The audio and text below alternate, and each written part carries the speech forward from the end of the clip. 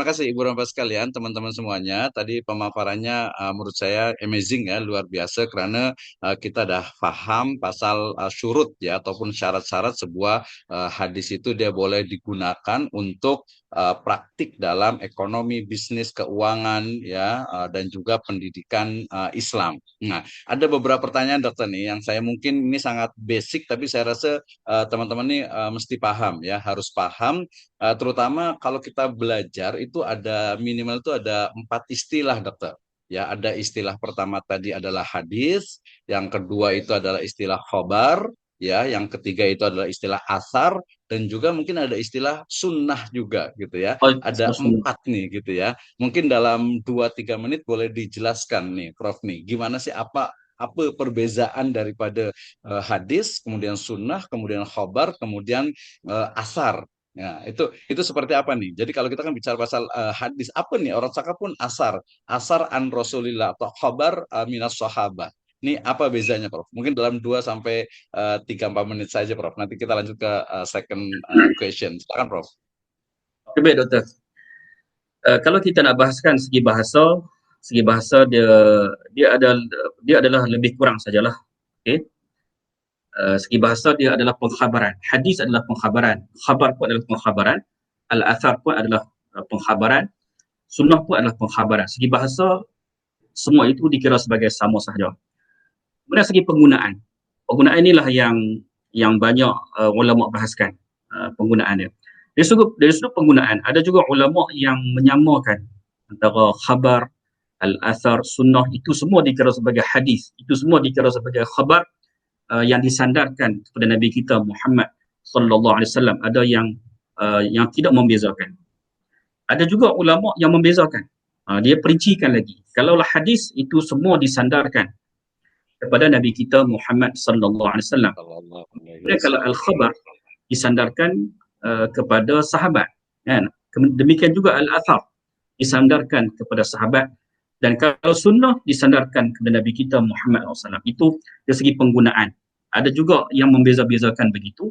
Jadi apapun, kalaulah kita nak gunakan al-athar untuk kita sandarkan kepada hadis Nabi kita Muhammad SAW, itu tidak ada masalah. Itu tidak ada kesalahan. Tetapi kita sebutkan kata ini al-athar ini adalah al-athar yang ingin kita ceritakan berkaitan dengan Nabi kita Muhammad SAW, itu tidak ada masalah. Tetapi kalau kita tidak sebutkan begitu, itu mungkin menimbulkan kekeliruan. Kita kata ini saya ambil pada al-athar. Apa itu al-athar? Kan? Mungkin orang akan tanya soalan. Apa itu al-athar? Adakah al-athar daripada sahabat? Adakah al-athar daripada tabi'in? Adakah al-athar daripada Nabi kita Muhammad SAW? Jadi kalau kita berhenti begitu, kita sebut al-athar sahaja, maka orang mungkin faham asar yang tidak disandarkan kepada Nabi kita Muhammad SAW. Itu saja. Dia akan timbul kemusykilan. Tapi kalau kita sebutkan hadis ataupun sunnah, tidak timbul kemusykilan. Sudah tentulah hadis disandarkan kepada Nabi kita Muhammad SAW. Demikian juga sunnah akan disandarkan kepada Nabi kita Muhammad sallallahu alaihi wasallam. Itu saja, Oke. Dato'. Terima kasih Data ya. Jadi Ya, ya. baik itu asar, khobar, hadis ya ataupun sunnah itu adalah disandarkan juga bisa kepada Kanjeng Nabi Muhammad Shallallahu Alaihi Wasallam. Sementara mungkin khobar lebih kepada sahabat, bisa juga Ya, untuk sahabat. Kemudian juga asar juga boleh tabiin, tabiun mungkin asar min masalah Imam Syafi'i rahimahullah dan lain ya. sebagainya. Oke, menarik sekali Dokter nih. Saya mau lanjut lagi nih. Saya senang bertanya nih gitu ya. Jadi kan kita diskusi banyak. Ini kebetulan kan teman-teman Ya, sebagian itu nanti kita beri kesempatan juga untuk yang bertanya langsung ya. Nanti kita kasih kesempatan juga untuk bertanya langsung, boleh di chat room juga ya insyaallah. Ibu dan Bapak sekalian yang mau bertanya nih. Hari ini topik kita itu adalah tentang hadis sebagai dasar pedoman sumber dalam praktek ekonomi, bisnis dan keuangan syariah gitu ya. Dan juga tadi pendidikan. Oke, tadi ada yang menarik nih, Dokter. Mungkin ada yang masih penasaran gitu ya. Masih ada yang Ya. penasaran, Dokter. Saya menggunakan bahasa Indonesia yang baik dan benar ini. Jadi masih ada yang penasaran dokter nih, ada penasaran Okey, ini okey. maknanya ingin tahulah lebih mendalam Oh, terkait penasaran ingin tahu. Ya, ya. kenapa kita nih tak boleh guna hadis yang tadi maudhu itu ya palsu, kemudian juga tidak boleh guna juga hadis yang doif untuk ahkam, untuk hukum, sementara untuk fadhailul a'mal itu diperbolehkan. Kenapa? Ini kenapanya? Why? Limadha? Kenapa nih? Mungkin dalam samalah 2-3 menit dokter nih, silahkan. Persoalan yang agak besar. agak besar kerana kita bila kita berhujah sudah tentulah kita nak berhujah dengan sandaran yang kuat. Kita kalau berada di mahkamah sekalipun, mahkamah di sana disebutkan mahkamah kan. Okey, di Malaysia kalau kita nak masuk mahkamah kita kena bersandarkan kepada hujah yang kuat. Jadi kalau kita ambil dokumen yang lemah, sudah tentulah hujah kita tidak kuat. Sebab itulah kalau ada mazhab yang menggunakan hadis yang dhaif sebagai hujah mereka dalam hukum hakam, maka itu ulama lain akan tolak hujah tersebut. Sebab apa? Sebab bersandarkan kepada hadis yang dhaif. Dan kalaulah satu mazhab dia berhujah dengan hadis yang sangat kuat, itu hadis yang sahih, maka mazhab lain dia nak balas, dia nak tolak pandangan itu sangat sukar. Itu. Jadi ini bermakna kalau kita nak berhujah, ini dari segi hujah. Hujah yang kuat tu mestilah kita bersandarkan kepada dalil yang kuat. Kalau kita bersandarkan kepada Al-Quran, lagilah kuat. Kalau kita bersandarkan kepada dalil hadis yang sahih, itu sangat kuat. Kalau kita bersandarkan kepada qiyas, itu juga kuat. Kalau kita bersandarkan kepada hadis yang hasan, itu kuat. Tetapi, kalau kita bersandarkan kepada hadis yang dhaif, maka itu tidak kuat. Boleh bila-bila masa saja orang nak tolak pandangan kita, jadi itu saja. Maksudnya, dalam hal berhujah, mesti kita bertaut ataupun kita menyandarkan kepada hujah-hujah yang kuat, yang terdiri daripada Al-Quran, sunnah yang sahih, hasan, yang makbul, qiyas, ijma' dan sebagainya. Itu doktor yang saya boleh bagi jawapan. Oke, luar biasa ya, singkat, padat, merayap.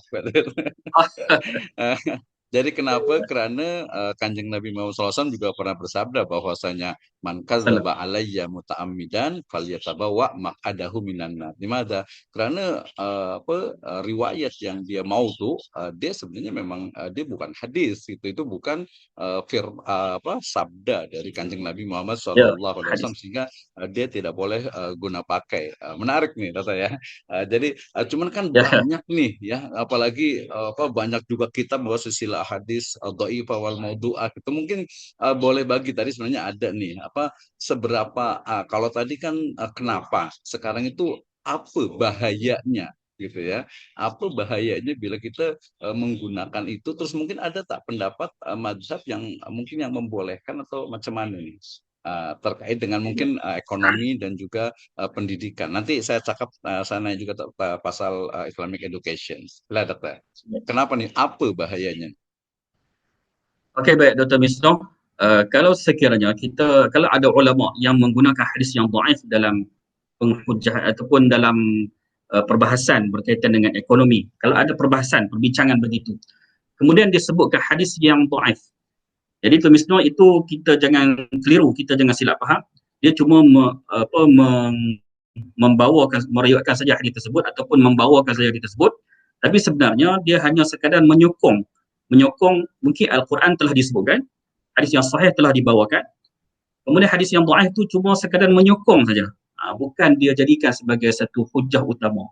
Oleh itu, kalau kita melihat kepada perbahasan ulama dalam syariah, dalam ekonomi, mereka akan utamakan dahulu Al-Quran, kemudian hadis, kemudian ijma', qiyas dan sebagainya.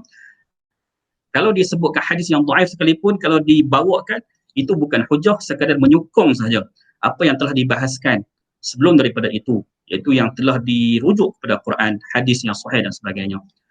Jadi bukan hujah utama lah doktor.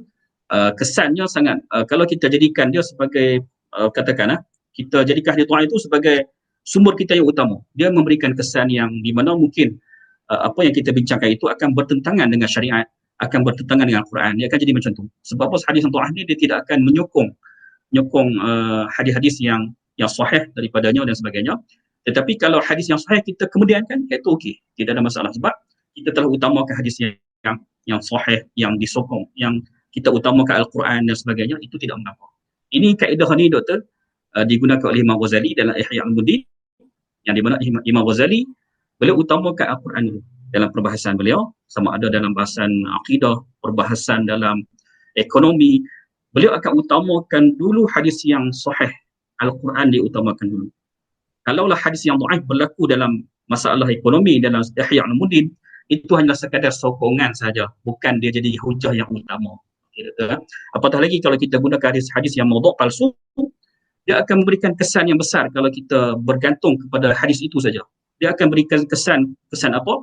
Pertentangan dengan syariat, pertentangan kaedah fiqh, bertentangan dengan maqasid syariah. Sebab apa? Sebab itu adalah hadis yang direka-reka. Wallahu a'lam, Dr. Oke, ya tadi maknanya berkesan itu berefek ya, berakibat gitu ya. Ya, Jadi berakibat. berakibat kepada ketika kita menggunakan riwayat yang dia itu apa maudhu ya atau mungkin Ya, tadi dhaif jiddan maka tidak sesuai dengan maqasid syariah, tidak sesuai juga dengan nilai-nilai syariah. Nah, kalau di Indonesia ya, ini dokter, kenapa kita guna apa perbankan syariah, bank syariah, ekonomi ya, ya, syariah?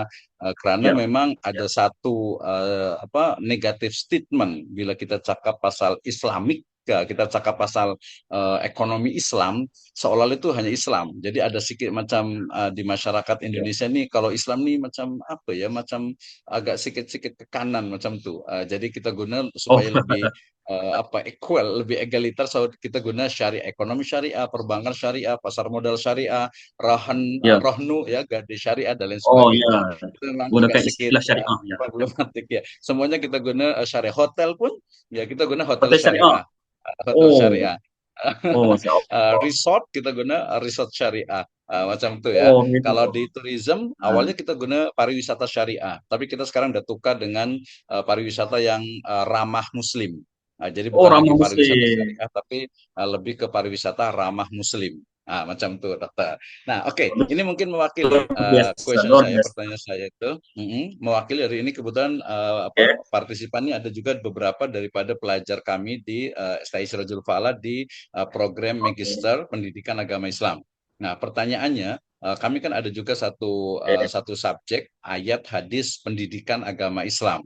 Nah, di situ ayat dan hadis. Nah, kajiannya biasa terkait dengan apa? Ayat Al-Quran terkait dengan education, kemudian hadis tentang education, tentang pendidikan. Pertanyaan saya, seberapa penting, dokter, ilmu hadis dalam kajian atau dalam studi pendidikan, walaupun bukan bidang dokter nih, tapi saya rasa samalah karena cakap pasal hadis. Ya. Jadi apa urgensi ataupun ahamiyah ya pentingnya pembahasan hadis dalam ya studi pendidikan agama Islam khasnya nanti dalam satu subjek ayat hadis pendidikan agama Islam kami ada itu di level pasca siswa ini magister ini dokter. Silakan dokter. Mungkin dalam 3-4-5 menit lah silakan. Oke, baik. Masih Doktor, atas soalan yang ditanyakan oleh student siswa Zah kan? Okey, baik. Betul. Hadis yang berkaitan dengan pendidikan ini sangat penting. Bagi saya sangat penting, sangat penting. Sebab apa penting? Sebab kalau kita merujuk kepada kitab yang paling sahih setelah Al-Quran iaitu Sahih Al-Bukhari rahimallahu taala. Imam Bukhari ada membahaskan atau mengumpulkan kesemua hadis yang berkaitan dengan kitabul ilmi, iaitu kitab yang membicarakan kepada kita tentang ilmu. Ilmu, macam mana kita nak mencari ilmu, macam mana kita nak berhubung dengan guru kita, macam mana kita nak berkhidmat pada guru kita, macam mana kita guru nak mendidik pelajar.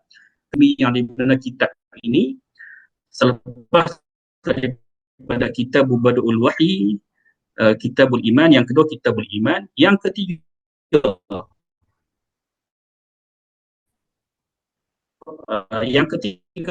terus Imam Bukhari menyatakan kitabul ilmi, pendidikan. Sebelum kita nak bahas berkaitan dengan hukum hakam fiqh, taharah, adab kita dengan ilmu, adab kita dengan guru, adab kita dengan murid, perlu diselesaikan, perlu disettlekan sebelum hukum muamalah kita kena akhlak sikit, adab kita. Kalaulah ada ilmu, mudah masuk dalam hati kita, dada kita. Bagi saya, hadis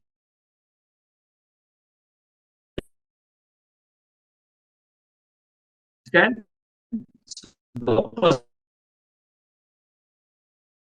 ilmu dengan Islam ini ada mengatakan mereka mengabaikan. Ini ilmu adab ada, yang guru pun tidak ada kan. Sebaiklah kalau kita dekat dengan hadis, kita akan nampak je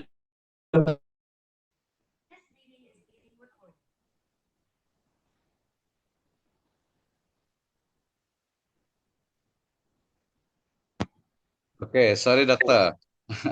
Mohon maaf ya, teman-teman semuanya.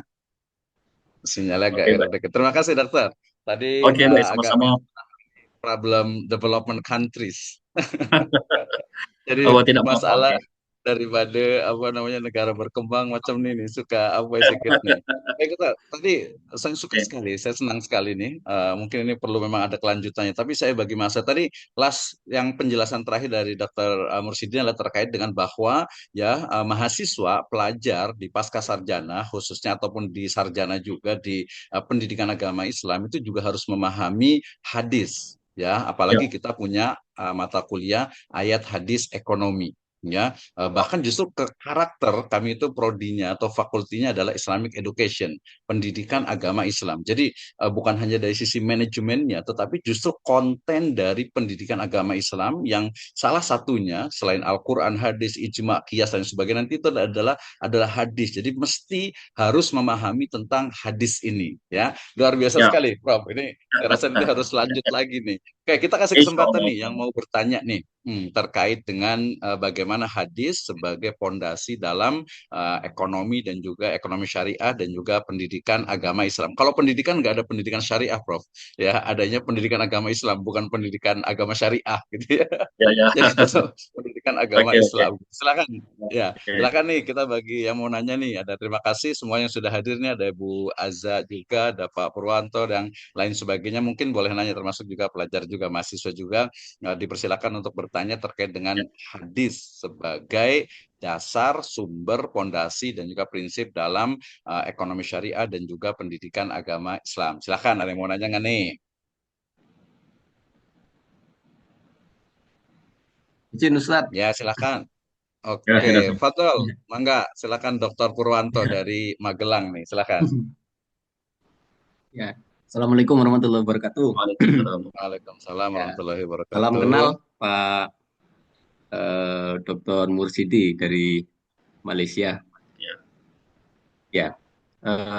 Tadi terkait dengan hadis saya kira banyak sekali terutama di Indonesia itu rujukan ketika membuat semacam produk di lembaga keuangan syariah itu pasti merujuknya hadis. Jadi saya kira ya memang hujah atau pedoman umat Islam ya apapun itu pasti merujuk pada Al-Quran dan hadis begitu. Tapi masalahnya begini, Ustadz Musiti, misalnya kalau kita dalam jual beli ada hadis tentang larangan jual beli dengan cara najasi, ya ada ya najasi. Jadi Ya, Najas. seolah-olah dia melakukan penawaran, ya najas untuk mengangkat daripada harga suatu barang gitu. Nah, kalau semacam itu memang sudah jelas di teksnya Rasulullah melarang itu tentang bai'an najas itu. Tapi ketika dipraktekkan kan itu menjadi banyak penafsiran. Misalnya bagaimana dengan praktek lelang begitu. Itu kan menjadi problem gitu. Artinya selain kita paham hadis itu sahih atau tidak, studi linguistik dari bahasa itu sendiri juga sangat penting begitu. Jadi jangan kita juga terjebak oh teksnya semacam itu maka prakteknya harusnya semacam itu kan menjadi Islam itu menjadi nanti ketinggalan zaman begitu karena semuanya kaku begitu. Jadi maksud saya bagaimana untuk memahami hadis oke lah hadisnya sahih bisa dijadikan dasar tapi kadangkala pemaknaannya atau penerapannya dalam satu wilayah tertentu itu menjadi hal yang perlu diperhatikan juga begitu. Jadi bagaimana pendapat Ustadz tentang penerapan atau implementasi dari sebuah hadis yang memang itu dikatakan sahih. Contohnya yang bai'an najas tadi. Ya. Baik, Boleh terima dengar ya, kasih yang Dr. bertanya. Mursidi ya. Ya, Boleh betul. dengar ya, clear ya Yang bertanya, pertanyaannya ya. ya clear. Ya, clear. Oke, silakan. Yang bertanya itu Dr. Purwanto ataupun masih student? Sudah Masih selesai. student ataupun Dokter, sudah dokter. Ini lecture. Oh, sudah selesai. Alhamdulillah, alhamdulillah. Itu patutlah soalan yang begitu sukar ini. Begitu dahsyat soalannya ini. Okey, baik. Okey, berkaitan dengan hadis, hadis An-Najash, dia macam ni, dia dalam apa disebutkan tadi iaitu An-Najash dilarang kan. Kemudian praktiknya disebutkan tadi tentang lelong, kalau tidak salah saya lelong, Ya betul, lelongan bahasa maksudnya Melayu itu lelong, kalau Indonesia itu lelong. Okey, lelang. baik. Okey, baik. Kita perlu perhatikan maksud hadis An-Najash itu sendiri, iaitu hadis An-Najash ni dia lebih kepada perangkap. Dia lebih kepada perangkap untuk nak memperdayakan pembeli. Itu yang dilarang. Maksudnya ada perangkap antara penjual dengan pihak ketiga. Pihak ketiga, dia sengaja meninggikan harga. Dia bukan nak beli barang tersebut, tetapi saja nak menipu orang yang nak beli itu. Orang yang sebenar nak beli itu, dia tertipu dengan orang yang ketiga, meninggikan harga dan sebagainya. Jadi orang yang nak beli itu dia pun membeli harga yang tinggi disebabkan tipu daya itu. Itu An-Najash. Dia sangat berlainan dengan konsep praktikal yang kita buat pada hari ini berkaitan dengan lelong. Lelong pun ada hadis menyebutkan tentang lelong sebenarnya. Cuma saya tidak bawakan dekat sini hadis tersebut. Saya nak kena carilah hadis itu. So, memang ada hadis yang menyebutkan berkaitan dengan lelong ini. Lelong ini tidak ada masalah sebab apa? Sebab dia sangat transparent.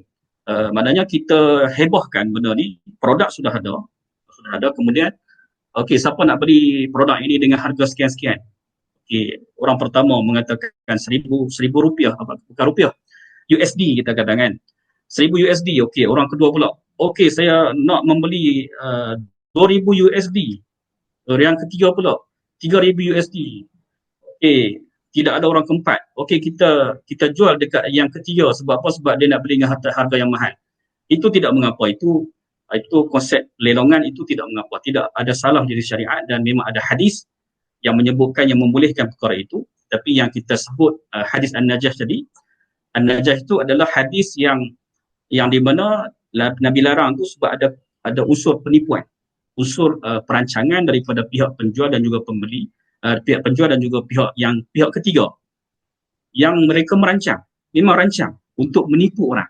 Itu yang dilarang. Tapi dalam lelongan tidak ada unsur itu.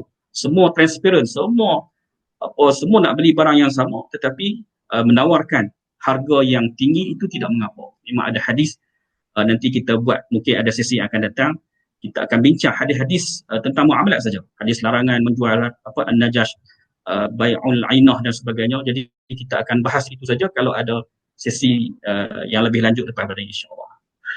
Ya, insya Allah dokter. Nanti kita buat lagi, moga-moga ada masanya nih.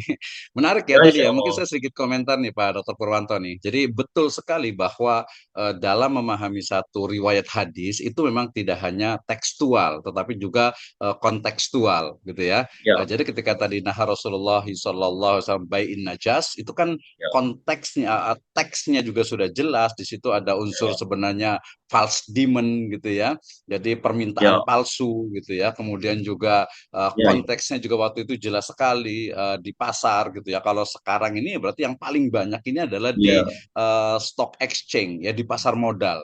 Ya, di pasar modal itu ketika ya, sebuah stok saham itu dijual, kemudian ternyata seolah-olah itu banyak yang beli gitu ya, banyak yang ya, ya, membeli betul, betul. dari saham itu, saham syariah ataupun saham biasa gitu. Kemudian itulah false demon dan itu adalah najas gitu ya. Itu Ya, clear ya, sekali. betul. Ini sebenarnya saya ada bacakan juga riwayat dari Ahmad, Abu Daud, Nasai juga tentang tentang tadi buy atau jual beli lelang kalau di Indonesia. Tapi Dr. Purwanto juga udah paham lah ya, udah paham. Ya, Tapi yang paling penting tadi konteks ya, ya, pembelajaran hari ini adalah bahwa memahami hadis itu tidak secara tekstual, karena kadang ya, secara tekstual sendiri itu kadang tidak bisa gitu ya, tidak bisa ya, ya, betul. diterapkan. Misalnya contoh gini dokter, jadi kalau di Indonesia ini kan kita punya fatwa Dewan Syariah Nasional (DSN). Ya, Nah itu adalah ya, mufti ya, jadi muftinya ya, Indonesia mesti ya, khas mesti. untuk economic business and finance. Nah di sana sebenarnya nanti saya ingin tanya tentang ini, kebetulan di sertifikasi dosen saya kan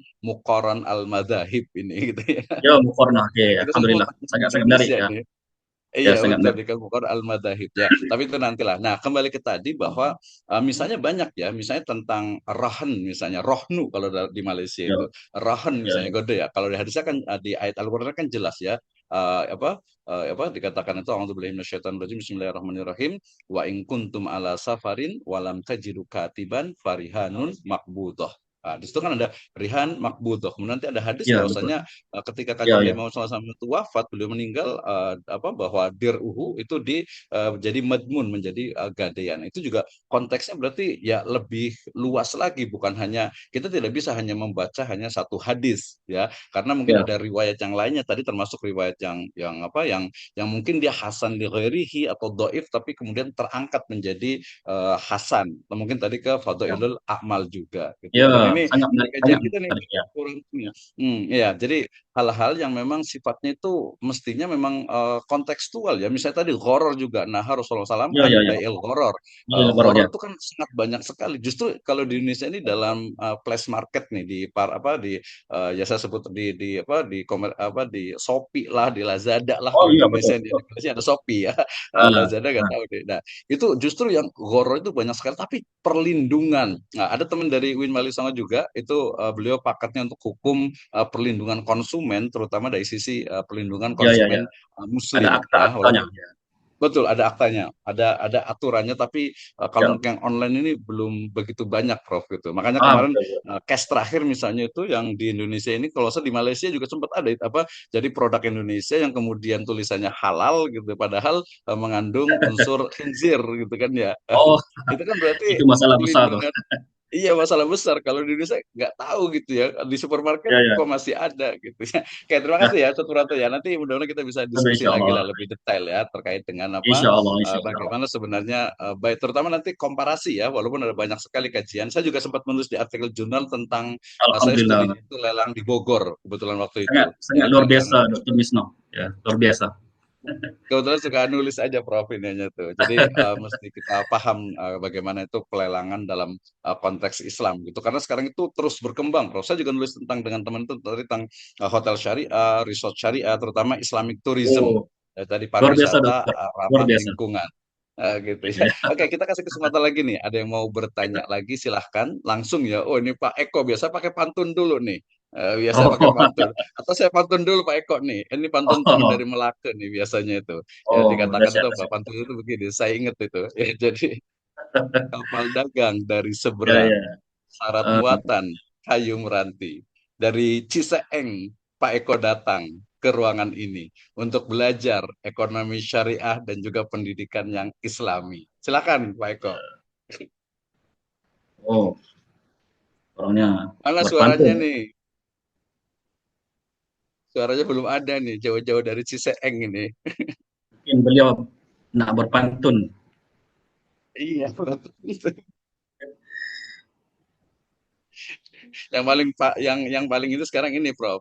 Pak Eko, boleh ini suaranya nggak kedengeran? Atau yang paling gampang, ubur-ubur ikan lele. Itu lagi viral sekarang, Bro, di Indonesia tuh, ubur-ubur ikan lele. Ekonomi syariah le gitu.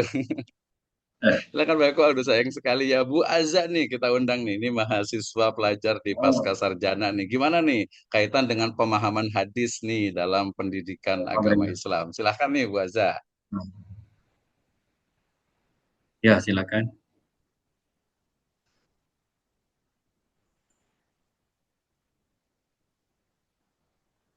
Ya, kalau di Indonesia silahkan pakai H. Kalau di Malaysia Oh, silakan, tak guna H silakan dia, ya, nggak betul, pakai H. silakan. Silakan boleh, bisa. Ya, silakan, silakan. Kalau bisa di Malaysia itu bisa ular, gitu ya, bisa ular bisa gitu. Atau kalau Oh, jengking bisa itu ular, juga betul bisa. bisa. Ular itu sangat berbisa. Nah, gitu. Iya betul. Berarti logikanya adalah saya ular gitu ya. Setiap ular berbisa, saya bisa gitu ya. Ular Ya, saya ya. berbisa. Oke, Tadi Baza mau komentar atau saya berikan penerangan tadi memang boleh faham lah, sebab ini bahasa Melayu. boleh boleh Guna bahasa Melayu. boleh dokter. Boleh, insyaAllah. Luar biasa. Oke. Silakan Baza mau mau komentar, silakan. Yang lain juga kita undang. Kita masih ada masa dokter dalam mungkin 10 menit lagi, dokter ya. Boleh Ya, ya. ya, insyaAllah, insyaAllah. Mhm. Boleh, boleh. Oke, silakan. Heeh. Tadi Pak aku mungkin ada gangguan ini mungkin ya. Heeh. Mungkin dia tidak buka tu, dia Ya, unmute. oke, Mungkin. kayaknya agak agak sedikit gangguan.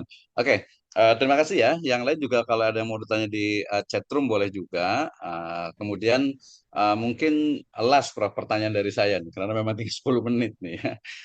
Jadi kembali ke tadi, pertanyaan seperti apa sebenarnya bagaimana ya aina al makanul hadis fi dirosah iktisodiyah wa tarbiyah. Jadi seperti apa sih sebenarnya posisi kedudukan urgensi pentingnya ahamiyah dari kajian tentang hadis ya dalam studi pendidikan agama Islam, dalam studi ekonomi, bisnis dan keuangan syariah sehingga pelajar ataupun mahasiswa itu wajib perlu mempelajarinya. Ada tidak ayat Al-Quran atau hadis yang menyokong daripada argumentasi ini, hujah ini? Silakan, Prof. Okay, baik. Dari sudut kepentingan, kalau kita nak bahaskan dari sudut kepentingan hadis kepada ekonomi, kepada pendidikan, itu memang kita tidak nafikanlah akan kepentingan hadis terhadap ekonomi dan juga pendidikan. Sebab kalau kita bayangkan, kalau kita belajar ekonomi namanya ekonomi syariah, tetapi kita mengabaikan hadis Nabi kita Muhammad SAW. Jadi saya rasa jika kita mengabaikan begitu, maka ada benda-benda yang kita akan terlepas dari sudut apa yang dikenaiki oleh agama kita sendiri. Contohnya kalau kita bicarakan hadis tentang ekonomi, sebenarnya Nabi akan mengaitkan juga ataupun menggandingkan dengan akhlak, dengan adab sebenarnya. Contohnya kalau kita nak rezeki yang luas ataupun umur yang panjang, itu bahasa ekonomi ya. Kita nak rezeki, kita nak kaya dan sebagainya. Tetapi kalau kita melihat kepada hadis Nabi kita Muhammad SAW, hadis menyarankan kepada kita agar bila kita bersedekah, kita akan diberikan keberkatan hidup. Kemudian bila mana kita nak memanjangkan umur kita, nak rezeki kita bertambah ataupun panjang umur, maka hendaklah ada unsur lain, iaitu unsur kita menghubungkan tali silaturahim. Ini bermakna kalau kita himpunkan segala hadis-hadis yang berkaitan dengan ekonomi, sebenarnya Nabi ada menyentuh perkara lain yang tidak disentuh sama sekali dalam ekonomi itu sendiri. Kalau kita fokus pada ekonomi saja, mungkin ada benda yang terabai. Itu terabai dari sudut mungkin silaturahim, terabai dari sudut mungkin kita cabang-cabang yang di mana dan ekonomi, kalau kita tak rujuk hadis, tidak akan disentuh benda itu. Jadi oleh demikian, bila kita himpunkan semua hadis, kita himpunkan hadis-hadis yang berkaitan dengan ekonomi saja, sebenarnya Nabi menyentuhkan semua perkara yang kita sebut sebagai, ada di situ unsur akidah, ada di situ unsur akhlak, ada di situ unsurnya keadilan, ada di situ unsur banyak perkara yang kita akan jumpa bila kita baca hadis Nabi kita Muhammad SAW. Bermakna Nabi tidak hanya menyentuh satu aspek saja. Macam kita dalam ilmu, kita sentuh satu aspek saja. Ekonomi saja. Kalau jenayah saja.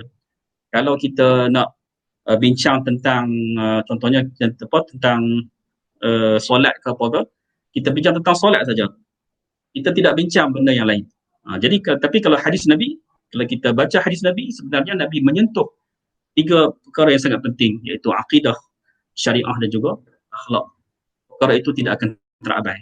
Itulah kepentingan apabila kita sentiasa memberikan perhatian kepada hadis Nabi kita Muhammad SAW, di samping kita fokus kepada bidang kita iaitu ekonomi, selain daripada itu Nabi akan ingatkan kita kepada akidah, kepada akhlak ketika mana kita membahaskan berkaitan dengan ekonomi. Itu yang saya nampak lah, Doktor. Okay. Oke, terima kasih ya. Jawamiul Kalim ini, singkat padat. Luar biasa sekali ya. Jadi dari tadi penyampaian dari Dr. Mursyidi, kita bisa mengambil kesimpulan bahwa kita yang berada di prodi, program studi ekonomi syariah, menggunakan kata syariah, ya itu adalah sinonim dari Islam, maka mau tidak mau harus belajar bagaimana hadis Nabi SAW sebagai dasar dalam penetapan praktiknya. Demikian juga mahasiswa yang berada di program studi pendidikan agama Islam, ya kalau di Malaysia ini agama, ya kita pendidikan agama Islam, maka mau tidak mau juga ada kata Islam di situ, ya maka harus merujuk kepada fariduhu ilallahi wa rasuli, itu menjadi sebuah keniscayaan. Kita tidak boleh istihza, gitu. Istilah itu soal kok Al-Quran hadis bukan seperti itu. Kenapa? Karena pemahaman terhadap Al-Quran, pemahaman terhadap hadis itu juga kita sangat mungkin untuk kita luaskan. Kalau dalam Al-Quran misalnya ada tafsir birro'yi, tafsir bil ilmi. Kemudian juga tadi ada kaidah dalam fiqhul hadis ya, bagaimana kita bisa istimbat, mengambil, memutuskan, menghasilkan daripada berbagai teori ilmu pengetahuan termasuk pendidikan agama Islam dari hadis-hadis yang ada. Makanya kita sering mendengar misalnya dalam hadis Kanjeng Nabi Muhammad SAW bersabda bahwasanya muru auladakum bis sholati fi sab'in fadribuhum fil asyar misalnya. Itu konteksnya kan bisa kontekstual di sekarang ini. Jadi bukan hanya pemukulan, nanti jadinya kekerasan dalam rumah tangga jadinya gitu. Banyak sekali gitu. Dan itu ya terkait dengan hadis ini. Dan mungkin kita mudah-mudahan kami mohon nih dokter nih, ada masa lagi kita boleh banyak cakap. Karena apa? Karena tadi dalam Islam itu bukan hanya Al-Quran, bukannya hanya hadis ya. Ingat, dalam Islam itu bukan hanya Al-Quran dan hadis, tapi di sana ada ijma ulama. Ya, kemudian juga ada kias, ada analogi, ada lagi istihsan, ada lagi istishab, ada lagi qaulus sahabi, ada lagi syar'u man qablana, ada al-ada muhakkamah, ada saddu zari'ah. Jadi nanti kita juga belajar tentang kayaknya kaifa nadoriyah qawaid al-fiqhiyah fi iktisad al-islamiyah. Jadi setelah hadis biasanya itu ijma, qiyas dan seterusnya itu masuk ke dalam juga kaidah fikih. Mudah-mudahan dokter masih ada waktu lagi nih, masih ada masa supaya InsyaAllah. boleh sharing di Indonesia. InsyaAllah. Ya, insya Allah ya Ustaz ya. Baik, tadi Ya, belum insyaAllah. closing remark nih Prof nih. Terakhir nih dalam 1-2 menit lah. Jadi kaitan dengan bagaimana nih hadis ini dalam konteks lebih luas lagi kita sebagai Muslim. Nah, kita yang Ya. melaksanakan dari seluruh aturan syariat Islam. Nah, kontekstualisasi dari hadis ini seperti apa? Mungkin dalam 1-2 menit, Prof. Silahkan. Okay, baik, saya ada ambil satu sumber lah yang menyatakan berkaitan dengan hadis dan juga macam mana kita nak menggunakannya sebagai prinsip ataupun asas dalam ekonomi dan juga pendidikan. Yang pertama saya ambil satu hadis, iaitu hadis tentang larangan riba. Larangan riba. Maka Nabi kita Muhammad SAW melaknat pemakan riba, pemberi riba, penulis transaksinya dan juga dan dua saksinya. Okay, ini sebagai satu asas kepada Asas kepada tidak ada asas untuk kita membezakan antara bank Islam dengan bank konvensional. Sebab apa? Sebab dalam bank Islam itu kita mesti menghindarkan segala unsur riba dalam perbankan. Itu asas yang sangat penting. Kalau kita merujuk pada hadis, maka itulah hadis yang dipegang oleh semua mazhab untuk kita nak menjadikan perbankan yang kita amalkan pada hari ini terhindar daripada riba yang dilarang oleh Nabi kita Muhammad SAW. Yang kedua, tentang jual beli yang jelas, iaitu tidak ada gharar. Nabi kita melarang, yang kita bincangkan sejak awal daripada tadi, iaitu Nabi melarang kita daripada jual beli gharar yang tidak pasti, yang berlaku ketidakpastian. Maka ini satu asas untuk kita nak kembangkan bahagian ekonomi kita berkaitan dengan apa sahaja yang bentuk transaksi yang ada unsur gharar itu, maka kita kena hindarkan. Apa asasnya? Asas datang daripada hadis Nabi kita Muhammad sallallahu alaihi wasallam. Oleh demikian, sebab itulah kita kena bermula dengan sumber yang utama, iaitu Al-Quran, kemudian hadis. Kemudian kita akan kembangkan dalam transaksi yang kita lakukan seharian agar terhindar daripada larangan Nabi kita Muhammad SAW. Kemudian hadis menyebutkan tentang hutang, mesti kita kena tulis. Dan disarankan, walaupun dia tidak wajib, tapi disarankan agar kita menulis. Tulis itu dia boleh kita kembangkan. Kita ada resit. Macam di Malaysia kita sebut resit. Macam di Indonesia saya tidak pasti. Bila kita ada resit itu, maka ia ditulis. Kita bayar berapa ringgit, ada kenyataannya. Kemudian kalau kita berhutang, kita bank akan nyatakan hutang kita berapa banyak, akan ditulis oleh pihak bank. Sehingga kan kita lupa hutang tersebut, tapi bank mengingatkan kita akan hutang kita. Ini bukan kata ada asasnya adalah hadis, iaitu dalam Quran.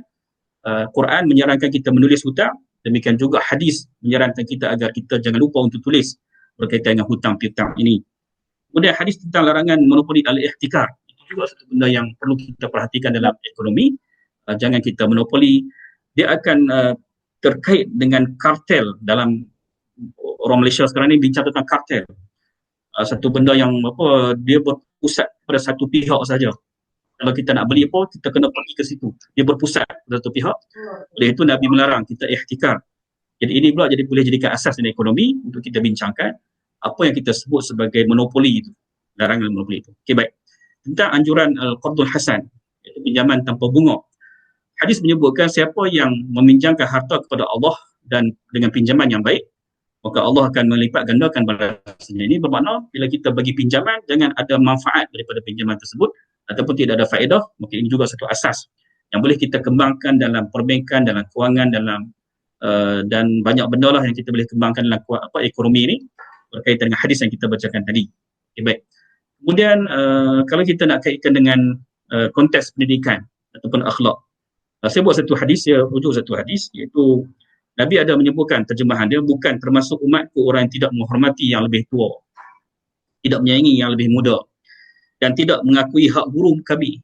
Oleh demikian kita kena hormat guru kita, kita kena hormat yang lebih tua pada kita. Ini satu asas yang sangat penting yang boleh kita luaskan dalam pendidikan, kita luaskan dalam subjek, silibus yang kita nak buat dan sebagainya. Okey, kemudian tentang batasan dan pertimbangan tentang fadail a'mal, iaitu di sini saya bawa satu hadis yang berkaitan dengan solat sunat tasbih. Ini berkaitan dengan ibadah, mungkin tidak ada kaitan dengan pendidikan, ekonomi dan sebagainya. Tentu satu hadis iaitu solat tasbih akan menghapuskan dosa-dosamu, baik yang awal maupun yang akhir, yang lama maupun yang baru. Okay, ini ada hadis yang sebenarnya adalah hadis yang lemah, tetapi boleh diamalkan fadail amal kerana tidak berkaitan dengan hukum hal haram. Jadi para ulama menerima pakai solat sunat tasbih ini, walaupun dia adalah hadis yang dhaif, tetapi dia tidak bertentangan dengan hukum hal haram dan sebagainya. Jadi ini bermakna hadis ini bila kita baca dia akan menyentuh banyak hal dan kita boleh kembangkan dan kita boleh praktikkan dari segi kontekstualnya dalam kehidupan kita seharian. Jadi yang saya nampak itu kepentingan kita menekankan perlunya kita memberikan penekanan kepada sumber yang kedua ini, itu hadis Nabi kita Muhammad SAW, kerana ia sangat memberikan kita satu idea ataupun satu inovasi yang sangat luas untuk kita praktikkan pada zaman kita pada hari ini, insya-Allah. Itu saja. Oke, terima kasih. Jazakallah khairan. Terima kasih banyak Dokter atas waktu ilmunya yang menurut saya sangat luar biasa ya, menjadi satu pandangan baru kita terkait dengan terutama mahasiswa di prodi pendidikan agama Islam dan juga ekonomi syariah gitu ya, dan juga prodi yang lainnya di HKI juga, untuk memahami bahwa ya kita sebagai seorang muslim betul-betul harus memahami bagaimana Al-Qur'an, hadis, ijma, qiyas dan seterusnya, sehingga itu menjadi asas, tapi kemudian cara memahaminya ya itu juga perlu adanya pendekatan-pendekatan baru. Mudah-mudahan ada masa lagi, Dokter, Prof, kita bisa diskusi lagi terkait dengan tadi. Kalau pertanyaan Ibu Azza nanti, kalau pinjaman online-nya itu dia memang ada ziyadah fi aqdidain, yaitu jelas riba gitu ya. Wa ahallallahul bai' wa harramal riba. Itu jelas sekali. Tapi ada solusinya apa? Banyak ya, bisa pakai akad murabahah, bisa pakai akad misalnya musyarakah atau mudharabah gitu ya, atau mungkin tadi qardul hasan bisa juga. Qardul hasan. Jazakumullahu khairan ala iktimamikum wa nahtatim bilhamdalillah wa doa kafaratul majlis. Alhamdulillahirabbil alamin. Subhanakallahumma bihamdika asyhadu an la ilaha illa anta astaghfiruka wa atubu ilaik. Wallahu muwaffiqil aqwamit thoriq wa billahi taufiq wal hidayah. Wassalamualaikum warahmatullahi wabarakatuh. Waalaikumsalam warahmatullahi wabarakatuh. Terima kasih Dokter. Kita jumpa lagi insyaallah. Sama-sama, Dokter. Saya hadir petang ini. Terima kasih.